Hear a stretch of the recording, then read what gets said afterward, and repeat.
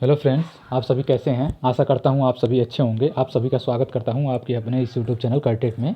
तो इस वीडियो में हम लोग जो है टीचिंग एप्टीट्यूड के कुछ प्रश्नों को देखेंगे जो कि महत्वपूर्ण प्रश्न हैं।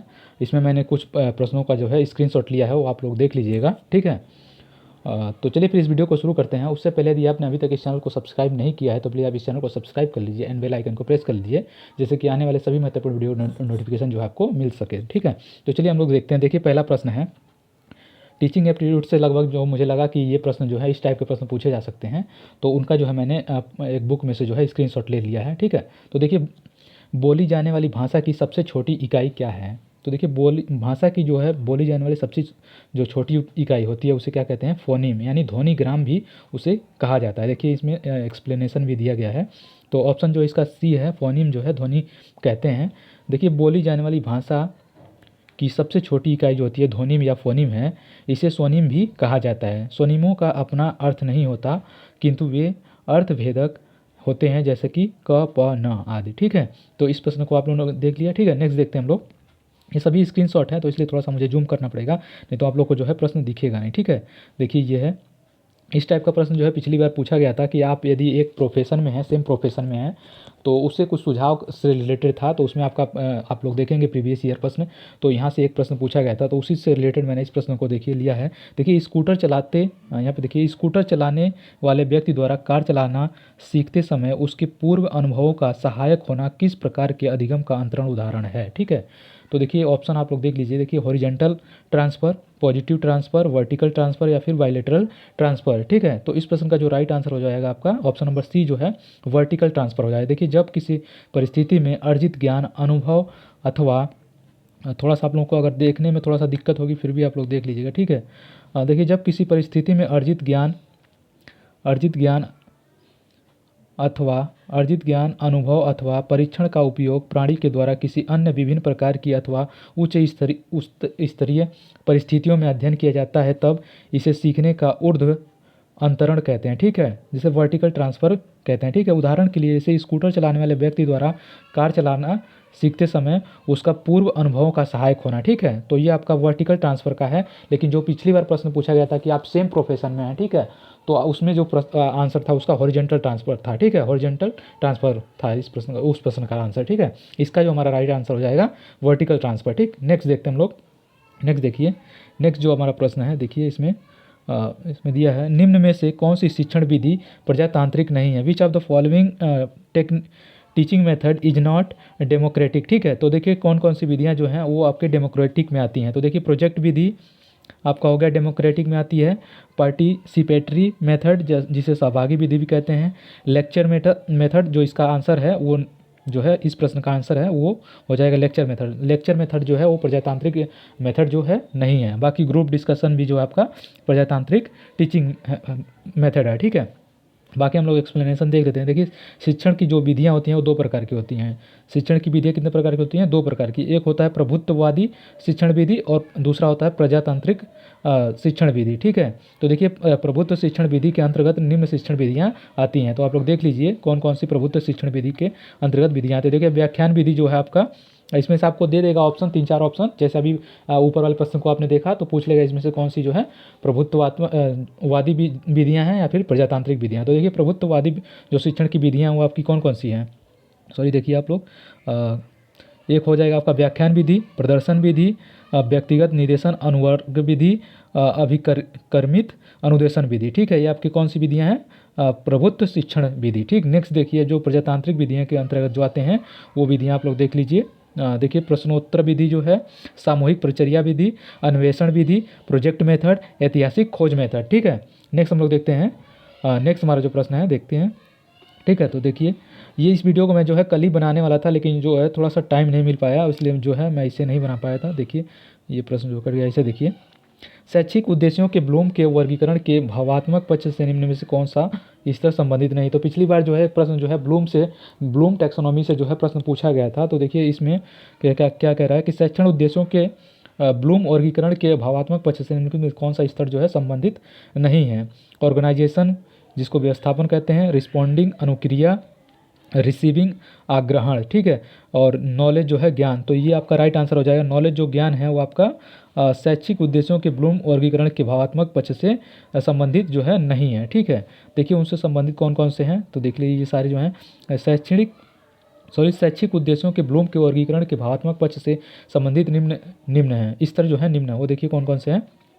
रिसीविंग हो जाएगा, जो आपका आग्रहण बोलते हैं, प्रतिक्रिया या अनुक्रिया जिसको रिस्पॉन्डिंग कहते हैं, अनुमूल्यन जिसको वैल्यूइंग कहते हैं, ठीक है, संगठन या फिर व्यवस्थापन जिसको ऑर्गेनाइजेशन भी कहते हैं, ठीक है, स्वाभाविकरण जो है कैरेक्टराइजेशन भी जो है जिससे बोला जाता है, ठीक है। नेक्स्ट देखते हैं। नेक्स्ट देखिए, तो ये भी जो है प्रश्न कट गया है, नेक्स्ट इसका आगे होगा क्वेश्चन, ठीक है। देखिए नेक्स्ट जो है सॉरी देखिए सॉरी एक मिनट कहाँ पे थे हम लोग, प्रश्न ठीक वहाँ यहाँ पे थे, ठीक है। देखिए ये हम लोग देख रहे थे, ठीक है, ये तो हम लोग ने देख लिया था। नेक्स्ट देखते हैं। नेक्स्ट देखिए इससे भी जो है पिछली बार यही प्रश्न जो है पूछा गया था, ठीक है। डिसलेक्सिया जो है जो विकार होता है वो किससे संबंधित है, तो देखिए लेखन संबंधी समस्या से, पढ़ने संबंधी समस्या से, गणितीय कौशल संबंधी समस्या से, वाक क्षमता संबंधित विकार से। तो ये प्रश्न जो है पिछली बार प्रश्न में जो एग्जाम में पूछा गया था, ठीक है। तो देखिए कौन कौन से हैं। तो इस प्रश्न का जो हमारा राइट आंसर हो जाएगा, जो डिसलेक्सिया संबंधित होता है वो आपका किससे संबंधित होता है, पढ़ने से संबंधित समस्या से जो होता है डिसलेक्सिया जो है संबंधित होता था। बाकी हम लोग देख लेते हैं एक्सप्लेनेशन में। देखिए लेखन संबंधी समस्या को क्या बोलते हैं, जब लेखन में समस्या होती है तो उसे देखिए डिस्ग्राफिया कहते हैं या फिर डिस्प्रैक्सिया भी जो है उसे कहा जाता है, ठीक है। पढ़ने से संबंधित जो समस्या होती है उसे क्या क्या कहते हैं, डिसलेक्सिया, ठीक है। गणितीय कौशल संबंधी समस्या जो होती है उसे क्या कहते हैं, डिसकैलकुलिया, ठीक है। उसके बाद से देखिए मौखिक रूप से सीखने की अक्षमता को अफेजिया या फिर डिस्फेजिया भी कहा जाता है, ठीक है। तो इसे भी आप लोग देख लीजिएगा, पिछली बार जो है आपका प्रश्न ये जो है पूछा गया था, सेम प्रश्न। नेक्स्ट देखते हैं हम लोग। नेक्स्ट जो हमारा देखिए इस टाइप के प्रश्न भी जो है आपका क्या बोलते हैं अंडरस्टैंडिंग लेवल से जो प्रश्न जो है पूछे गए थे, तो आप लोग देख लीजिए कुछ प्रश्न जो है। देखिए छात्र के अवांछित व्यवहार के संशोधन हेतु सबसे प्रभावी विधि क्या है। छात्र जो है अवांछित जो है व्यवहार करता है तो आप लोग जो है टीचर लोग क्या करेंगे, देखिए उसे माता पिता को सूचित करना, ठीक है, उसके जो है माता पिता को सूचित करना, छात्र के माता पिता को जो है सूचित करना यदि वह अवांछित व्यवहार करता है तो क्या ये सही है। छात्र को दंडित करना, उसे नज़रअंदाज करना। नेक्स्ट देखिए जो ऑप्शन है अवांछित व्यवहार के कारणों का पता लगाना तथा उपचारों का सुझाव देना। तो ये इस प्रश्न का जो है राइट आंसर हो जाएगा, ठीक है। एक शिक्षक को जो है ये चीज़ करना चाहिए, ठीक है। उसके अवांछित जो व्यवहार कर रहा है उसके कारणों का पता लगाना कि क्यों ऐसा कर रहा है और उसके उपचारों का जो है सुझाव देना चाहिए, ठीक है। नेक्स्ट देख लेते हैं एक्सप्लेनेशन जो है, देखिए क्या है। छात्र के अवांछित व्यवहार के संशोधन हेतु सबसे प्रभावी विधि अवांछित व्यवहार के कारणों का पता लगाना तथा उपचारों का सुझाव देना है, ठीक है। ये सभी प्रश्न जो है टीचिंग एप्टीट्यूड से ही प्रश्न है। ऐसे ही प्रश्न जो है आपको टीचिंग एप्टीट्यूड में देखने को मिलेंगे जो कि आपकी कॉन्सेप्ट बेसिस होंगे, ठीक है, अंडरस्टैंडिंग लेवल पे होंगे। आपको बस जो है समझ के करना होगा। कुछ प्रश्न जो होंगे जो आपके थ्योरी बेस पे होंगे जिसको रटना ही मतलब पड़ता है, ठीक है। बाकी नेक्स्ट प्रश्न हम लोग देखते हैं। देखिए नेक्स्ट देखते हैं। नेक्स्ट देखिए एक ये बुक है द बिहेवियर ऑफ ऑर्गेनिज्म जो है नामक पुस्तक के लेखक हैं। द बिहेवियर ऑफ ऑर्गेनिज्म नामक पुस्तक के लेखक कौन हैं, पावलोव हैं, स्किनर हैं, हल हैं या फिर थॉर्नडाइक हैं। तो देखिए द बिहेवियर ऑफ ऑर्गेनिज्म के जो लेखक हैं वो आपके कौन हैं, स्किनर हैं, ठीक है। तो देखिए द बिहेवियर ऑफ ऑर्गेनिज्म नामक पुस्तक के लेखक स्किनर हैं, ठीक है। नेक्स्ट देखते हैं हम लोग। हाँ ठीक है, इसमें देखिए एक प्रश्न और है। देखिए छात्रों में सही व्यवहार के प्रशिक्षण हेतु सर्वाधिक महत्वपूर्ण क्या है। छात्रों में जो है सही व्यवहार के प्रशिक्षण हेतु सर्वाधिक महत्वपूर्ण विधि जो है क्या है, उनको पुरस्कार देना, प्रशंसा करना, उनका दंड देना या फिर सही व्यवहार का प्रस्तुतिकरण करना। देखिए प्रस्तुतिकरण से भी प्रश्न जो है पिछली बार पूछा गया था, ठीक है। तो देखिए आप लोग इसका एक्सप्लेनेशन देखिए कि छात्रों में सही व्यवहार के प्रशिक्षण हेतु सर्वाधिक महत्वपूर्ण कारण सही व्यवहार का प्रस्तुतिकरण है। यदि शिक्षक द्वारा विद्यार्थी के समक्ष आदर्श व्यवहार प्रस्तुत किया जाता है तो उसे बालक भी उचित व्यवहार में प्रस्तुत करते हैं, ठीक है। तो इस टाइप के प्रश्न जो है पिछली बार पूछा गया था प्रस्तुतिकरण से, ठीक है। तो ये था आपका प्रश्न। नेक्स्ट देखते हैं हम लोग। नेक्स्ट जो है हमारा प्रश्न है, देखिए इनमें से कौन सा शिक्षण की विचारधारा से संबंधित नहीं है। इनमें से जो है कौन सी जो है शिक्षण से संबंधित जो है विचारधारा से संबंधित नहीं है। DW एलन जो है, बुश जो हैं, डेविड ह्यूम या फिर एचिसन, ठीक है, एचिसन। देखिए इसका एक्सप्लेनेशन देखिए, सूक्ष्म शिक्षण की विचारधारा से D.W. एलन बुश और तथा एच सी सन जो है वो संबंधित हैं, किंतु डेविड ह्यूम जो है इसमें संबंधित नहीं है। तो इस प्रश्न का जो राइट आंसर हो जाएगा क्या हो जाएगा, सी हो जाएगा, ठीक है, सी जो है राइट आंसर हो जाएगा। देखिए नेक्स्ट देखते हैं। देखिए यहाँ पे एक, हाँ, जो प्रश्न हमारा उधर पीछे छूट गया था, जिसका स्क्रीनशॉट पूरा नहीं आ पाया था। देखिए निम्नलिखित में से शिक्षण का अधिगम का स्तर नहीं है, इसमें बता रहा है निम्नलिखित में से शिक्षण अधिगम का जो है स्तर नहीं है। स्मृति स्तर, अवबोध स्तर, प्रावर्ती स्तर, दूरवर्ती स्तर, ठीक है। तो देखिए जो इसका राइट आंसर हो जाएगा क्या होगा, शिक्षण अधिगम का स्तर नहीं है। तो ऑप्शन नंबर डी जो है इसमें दूरवर्ती स्तर जो है आपका शिक्षण स्तर का जो शिक्षण अधिगम का स्तर नहीं है। देखिए नेक्स्ट देखिए इसमें से जो ऑप्शन है एक्सप्लेनेशन देखिए, तो मेमोरी लेवल हो जाएगा, अंडरस्टैंडिंग लेवल हो जाएगा और रिफ्लेक्टिव लेवल हो जाएगा, ठीक है। नेक्स्ट प्रश्न देखते हैं हम लोग। नेक्स्ट देखिए, अगर आप लोगों ने अभी तक जो है वीडियो को लाइक नहीं किया और चैनल को सब्सक्राइब नहीं किया तो प्लीज़ आप लोग जो है चैनल को सब्सक्राइब कर लीजिए, और जिसको आप लोग चाहते हैं कि शेयर कर दें उसका जो है, अगर वो लोग भी अगर पेपर दे रहे हो तो आप लोग उन लोग को पास जो है वीडियो को शेयर कर दीजिएगा, ठीक है। देखिए शिक्षण की अंतःक्रियात्मक अवस्था में मुख्य संक्रिया होती है। इसमें बस एक चीज़ यही दिक्कत हो गया कि इसमें जो है इंग्लिश जो है वर्जन जो है नहीं लिखा हुआ है, ठीक है। शिक्षण की अंतःक्रियात्मक अवस्था में मुख्य संक्रिया होती है, क्रिया और प्रतिक्रिया की, निदान की, प्रत्यक्षीकरण की, तो उपयुक्त सभी की। तो इस प्रश्न का जो राइट आंसर हो जाएगा जो है शिक्षण की अंतःक्रियात्मक अवस्था में मुख्य संक्रिया जो होती है वो आपकी क्रिया और प्रतिक्रिया की भी होती है, निदान की भी होती है, प्रत्यक्षीकरण की भी होती है, मतलब कि उपयुक्त सभी की होती है। तो वही चीज़ देख लीजिए यहाँ पर लिखा हुआ है, ठीक है। देखिए शिक्षण की अंतःक्रियात्मक अवस्था में मुख्य सक्रिया, क्रिया, प्रतिक्रिया और उसके माध्यम से शिक्षण कार्य में संपन्न होता है, ठीक है। ये भी देख लेते हैं हम लोग, ठीक है, ये भी थोड़ा सा उसी से रिलेटेड प्रश्न ही है। देखिए एक बालक काली गाय, काला कुत्ता तथा काली वस्तुओं को देखकर डरने लगता है तो इस प्रकार के अनुबंधन में निहित है। तो इस प्रकार के जो अनुबंधन में निहित है वो क्या है, उद्दीपक समानीकरण, ठीक है। ये थोड़ा सा अलग प्रश्न है, ठीक है। देखिए क्या बोलते हैं, पेडागोजी में तो बहुत प्रश्न है, लेकिन कुछ उस लेवल का जो टीचिंग एप्टीट्यूड लेवल का प्रश्न है उन्हीं को प्रश्नों को हम लोग को पढ़ना है, ठीक है। बाकी तो पढ़ने लगेंगे तो बहुत सारे पेडागोजी में प्रश्न हैं, ठीक है। तो देख लेते हैं, अगर ये बीच में आ गया है तो देखिए स्क्रीनशॉट लेते समय। देखिए एक बालक काली गाय या काला कुत्ता या काली वस्तुओं को देखकर डरने लगता है तो इस प्रकार का अनुबंधन जो है उद्दीपक समानीकरण होता है, ठीक है। नेक्स्ट देखिए, ये भी आपका देखिए टीचिंग एप्टीट्यूड से रिलेटेड ही प्रश्न है। देखिए शिक्षण विधि द्वारा चयन करते समय निम्न में से किसको ध्यान में रखने की आवश्यकता नहीं है। जब आप एक शिक्षण विधि का चयन करते हैं तो उस समय जो है आपको किसको जो है ध्यान में रखने की आवश्यकता नहीं है, विद्यार्थियों की मानसिक स्तर का, व्यक्तिगत भेद का, अभिभावक की पृष्ठभूमि का और विषय की विशिष्ट प्रकृति का। तो इस प्रश्न का जो राइट आंसर हो जाएगा देखिए ऑप्शन नंबर सी जो है इसका राइट आंसर हो जाएगा। अभिभावक की जो है पृष्ठभूमि को जो है इसमें ध्यान में रख के जो है उसको पाठ्यक्रम को तैयार नहीं किया जाता है, ठीक है। देखिए ये प्रश्न जो है आपका आई थिंक केबीएस जो है केबीएस में पूछा गया शायद प्रश्न है, ठीक है। देखिए इसकी एक्सप्लेनेशन देखते हैं। शिक्षण विधि द्वारा चयन करते समय अभिभावक की पृष्ठभूमि को जो है ध्यान में रखने की आवश्यकता नहीं होती है, ठीक है। नेक्स्ट देखते हैं। देखिए नेक्स्ट है प्रश्न है निम्नलिखित में से बाल्यावस्था की एक विशेषता नहीं है, तो इसे हम लोग छोड़ देते हैं, ठीक है। बाकी आप लोग देख लीजिए एक बार क्या छोड़ना है, सब ले लिए हैं स्क्रीन, ठीक है, देख लीजिए प्रश्न को। नेक्स्ट हम लोग देखते हैं, ठीक। नेक्स्ट देखिए, हाँ देखिए इस बार पिछली बार जो है यहाँ से भी एकदम डिक्टो जो है प्रश्न पूछा गया था, लेकिन उसका जो आंसर था उसमें थोड़ा सा डिफरेंस था। देखिए इसमें बहुत बड़ा कन्फ्यूजन जो है किया गया इस प्रश्न में। देखिए भारतीय संविधान के किस अनुच्छेद में 6 से 14 वर्ष के आयु वर्ग के बच्चों के लिए जो है निःशुल्क व अनिवार्य शिक्षा का अधिकार शामिल किया गया। तो पिछली बार जो पूछा गया था प्रश्न वो है निःशुल्क शिक्षा का जो है प्रावधान 6 वर्ष से 14 वर्ष के बच्चों के लिए किया गया है, किस आर्टिकल में पूछा गया था। तो पिछली बार जो हमारा आंसर था वो था क्या 45, जो डीपीएसपी का एक आर्टिकल है वो इस प्रश्न का राइट आंसर है। आप लोगों ने अगर प्रीवियस ईयर पेपर देखा होगा तो आप लोग को पता होगा। लेकिन देखिए इस प्रश्न का जो राइट आंसर है उसमें इसमें क्या अंतर है। देखिए इसमें कहा गया है कि निःशुल्क व अनिवार्य शिक्षा का जो है अधिकार शामिल किया गया, मतलब अनिवार्य है एकदम से देना शिक्षा 6 वर्ष से 14 वर्ष के बच्चों को फ्री में। डीपीएसपी में जो है ऐसा, इसमें जो है फंडामेंटल राइट्स है, इसमें देना ही पड़ेगा, और इसमें दे या ना दे एक बस वो है कि देना है, दें या ना दें कोई वो नहीं है ना, लेकिन इसमें आपको देना ही पड़ेगा क्योंकि ये अधिकार है, फंडामेंटल राइट्स है।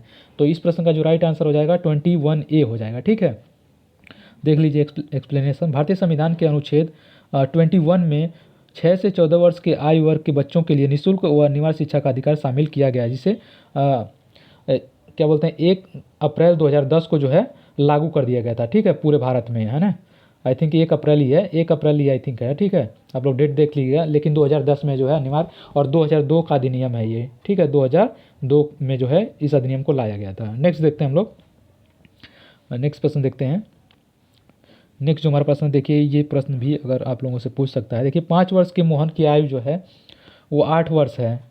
5 वर्ष का जो बालक है मोहन, उसकी जो मानसिक आयु जो है वो आपकी 8 वर्ष है, तो उसकी बुद्धि लब्धि कितनी होगी। तो देखिए ये बुद्धि लब्धि निकालने का फॉर्मूला होता है, क्या होता है, बुद्धि लब्धि मतलब आईक्यू जो होता है, क्या होता है, मानसिक आयु यानी मेंटल एज अपन जो है वास्तविक आयु, है ना, एक्चुअल जो आयु होती है गुणे 100 से मल्टीप्लाई कर देंगे। तो देखिए जो मोहन है उसकी आयु कितनी है, मानसिक आयु जो है कितनी है 8 वर्ष है, और मोहन की वास्तविक आयु कितनी है वो 5 वर्ष है। तो देखिए 8/5 गुणे 100 कर देंगे तो जो है उसकी बुद्धि लब्धि निकल के आ जाएगी। ठीक है, देखिए 160 हो जाएगा। ठीक, तो नेक्स्ट देखते हैं, ये प्रश्न भी पूछ सकता है। ठीक, इस टाइप का मतलब।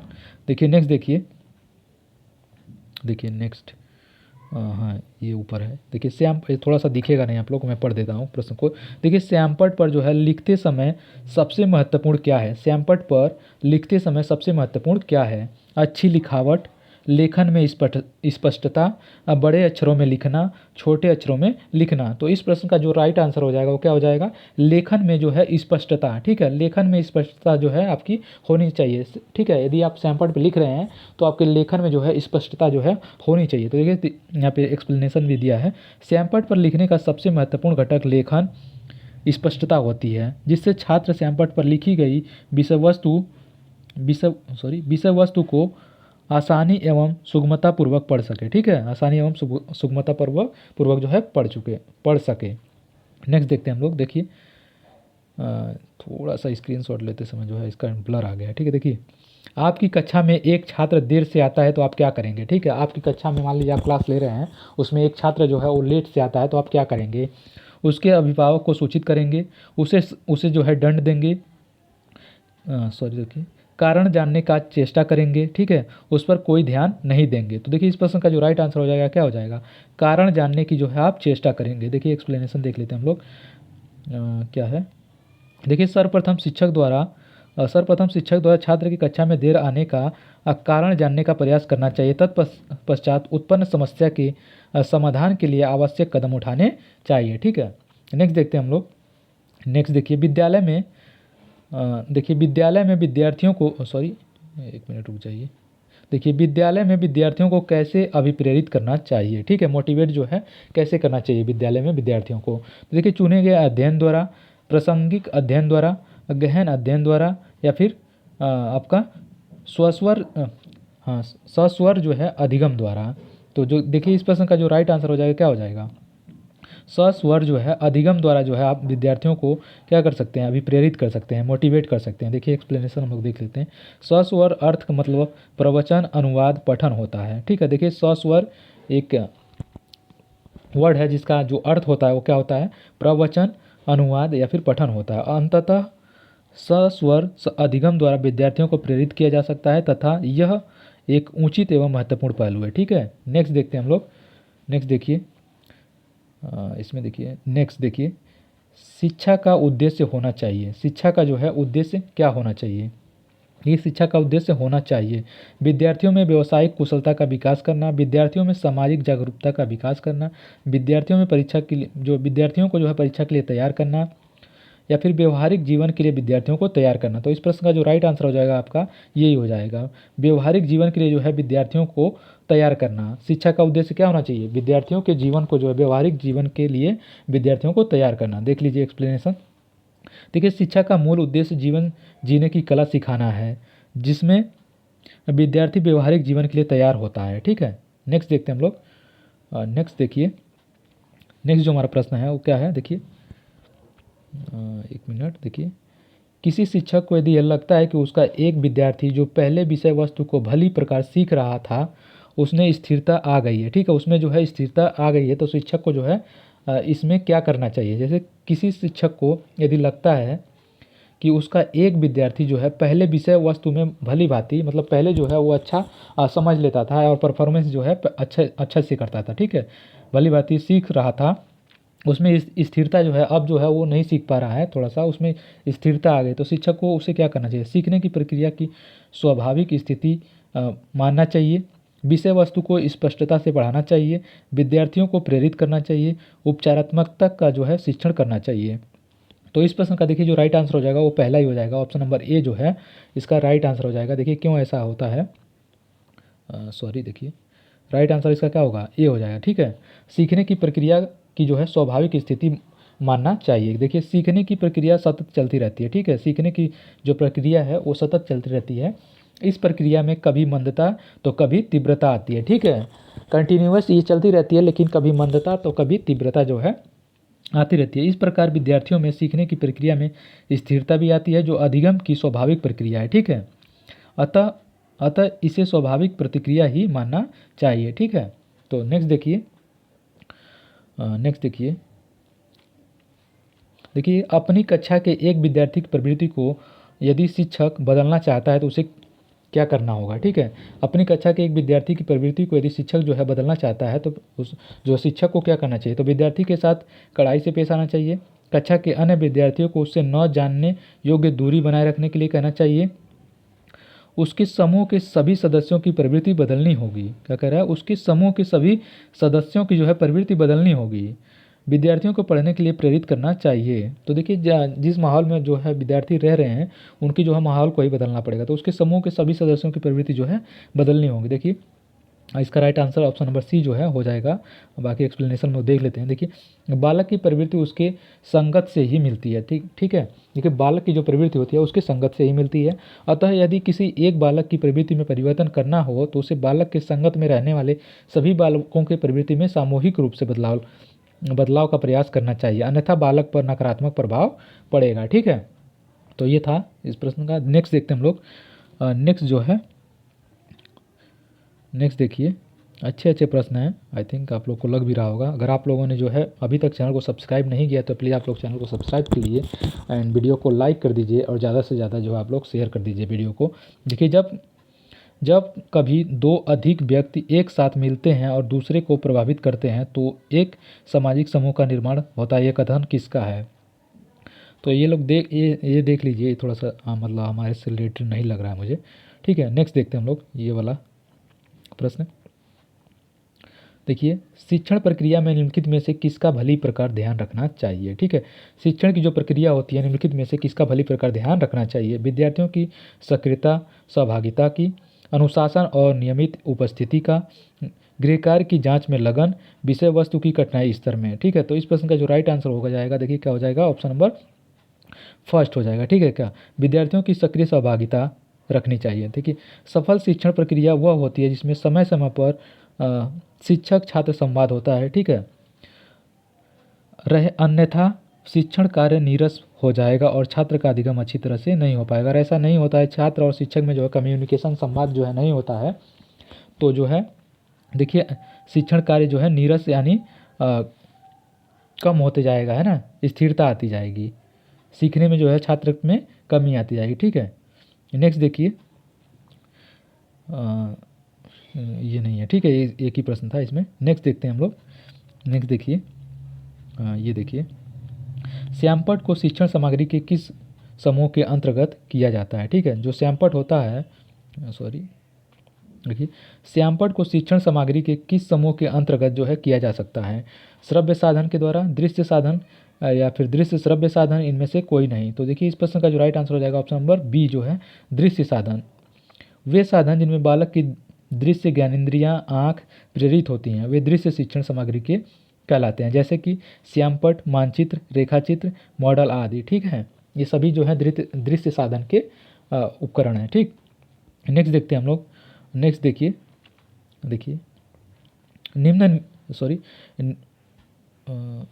निम्न में से कौन शिक्षण कुशलता से संबंधित है, श्यामपट्ट पर लिखना, प्रश्नों को हल करना, प्रश्न पूछना या फिर उपयुक्त सभी। तो देखिए शिक्षण कुशलता से जो संबंधित है वो सभी हैं, ठीक, उपयुक्त सभी। देखिए शिक्षण कार्य को प्रभावी बनाने के लिए आवश्यक है कि शिक्षक सभी शिक्षण कौशल में कुशल हो। शिक्षण कौशल निम्न हैं, देखिए क्या क्या जो है शिक्षण कौशल में होने चाहिए। श्यामपट्ट कौशल होना चाहिए आपके पास, प्रश्न कौशल होने चाहिए आपके पास, स्पष्टीकरण कौशल होने चाहिए आपके पास, प्रतिपुष्टि जो है कौशल होने चाहिए आपके पास, ठीक है। ये चीज़ें जो है आपको होनी चाहिए।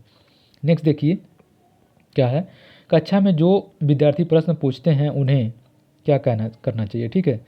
शिक्षक को जो है यदि मान लीजिए कोई विद्यार्थी जो है क्लास में आपका प्रश्न पूछ रहा है तो आप क्या करेंगे, ठीक है। तो इसके कहने का मतलब देखिए, कक्षा के बाद शिक्षक को मिलने की सलाह दी जाएगी। कक्षा के बाद जो है शिक्षक से मिलने की सलाह दी जाए। कक्षा चर्चा में भाग लेने के लिए प्रोत्साहित किया जाना चाहिए। लगातार प्रश्न पूछने के लिए प्रोत्साहित करना चाहिए। स्वतंत्र रूप से उतार चढ़ाव के लिए जो है प्रोत्साहित करना चाहिए। तो इस प्रश्न का देखिए जो राइट आंसर हो जाएगा क्या है, ऑप्शन नंबर सी, लगातार प्रश्न पूछने के लिए जो है प्रोत्साहित करना चाहिए। यदि आपके क्लास में कोई विद्यार्थी जो है प्रश्न पूछ रहा है तो आप उसे मना नहीं करेंगे, आप उसे और प्रोत्साहित करेंगे कि आप और प्रश्न पूछो, ठीक है। देखिए एक्सप्लेनेशन हम लोग देख लेते हैं। एक्सप्लेनेशन जो है देखिए क्या है, कक्षा शिक्षण के दौरान विद्यार्थी के प्रश्न पूछने पर उसके उत्सुकता का शांत करने के लिए शिक्षक को उसकी समस्याओं का समाधान करना चाहिए तथा छात्र को विषय वस्तु संबंधी सार्थक प्रश्न पूछने को प्रोत्साहित करना चाहिए ताकि विषय से संबंधित शिक्षण में उनकी रुचि बनी रहे तथा अधिगम बिना अवरोध के सतत रूप से चलता रहे, ठीक है। तो नेक्स्ट देखते हैं हम लोग। नेक्स्ट देखिए, नेक्स्ट जो हमारा प्रश्न है, ज़्यादा ही प्रश्न है ना, देख लीजिए। देखिए एक शिक्षक के लिए सबसे महत्वपूर्ण क्या है, एक शिक्षक के लिए जो है सबसे महत्वपूर्ण क्या है, कक्षा में अनुशासन बनाए रखना, कक्षा में समयानुवर्ती होना, विद्यार्थियों की कठिनाइयों को दूर करना, एक सुवक्ता होना। तो देखिए विद्यार्थियों की कठिनाइयों को दूर करना ही आपका काम है, ठीक है। एक शिक्षक के लिए जो है सबसे महत्वपूर्ण कार्य क्या है, विद्यार्थियों की कठिनाइयों को जो है दूर करना। नेक्स्ट देखिए इसका एक्सप्लेनेशन देखते हैं। शिक्षक का कक्षा शिक्षण के समय कई कार्य एवं उत्तरदायित्व होते हैं, परंतु सबसे महत्वपूर्ण कार्य यह होता है कि वह छात्र की समस्याओं का समाधान करे तथा उनकी उत्सुकता को जो है शांत करे, ठीक। नेक्स्ट देखते हैं हम लोग। नेक्स्ट देखिए, ये भी आपका उसी से रिलेटेड है, टीचिंग एप्टीट्यूड से ही इस टाइप की जो है अंडरस्टैंडिंग लेवल वाले जो प्रश्न हैं वो आते हैं, ठीक। देखिए यदि एक देखिए आप क्या करें, आप एक अति सक्रिय बालक को कैसे सही दिशा में ला सकते हैं। अति सक्रिय, इस टाइप के प्रश्न आई थिंक हमने पहले करा है। तो देखिए अति सक्रिय, इसमें थोड़ा सा लेकिन डिफरेंस है। ये उसे पहली पंक्ति में बिठाएंगे तथा उस पर कड़ी नज़र रखेंगे, उसे कक्षा में कोने में बैठने की जगह निर्धारित करेंगे, उसे श्यामपट्ट आदि साफ करने का काम देंगे, उपर्युक्त में से कोई नहीं। तो देखिए एक क्या है, अति सक्रिय एक अति सक्रिय जो बालक है उसे क्या करेंगे, तो उसे जो है श्यामपट्ट आदि साफ करने के लिए आप काम देंगे। देखिए ऐसा किस लिए देंगे, यहाँ पे बताया गया है।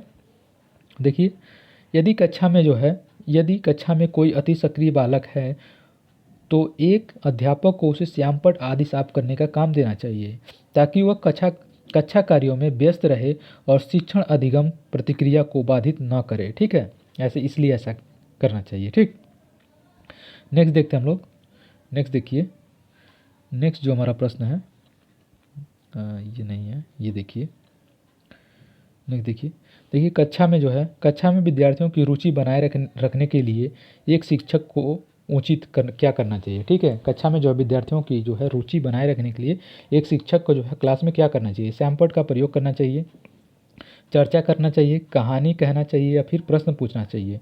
तो देखिए इस प्रश्न का राइट आंसर क्या हो जाएगा, प्रश्न पूछना चाहिए जिसमें विद्यार्थी में जो है रुचि बनी रहे। देखिए इसका एक्सप्लेनेशन क्या दिया है, कक्षा में छात्रों की रुचि एवं उत्सुकता को जो है बनाए रखने के लिए आवश्यक है कि शिक्षक छात्र से पूर्व ज्ञान से संबंधित प्रश्न को पूछे जिसे सामान्यतः प्रस्तावना के प्रश्न कहते हैं। इसके लिए शिक्षक में प्रश्न कौशल का होना अनिवार्य है, ठीक है। देख लीजिए ये महत्वपूर्ण प्रश्न, इसी टाइप के प्रश्न जो है आपको एग्जाम में देखने को मिलेंगे, ठीक है।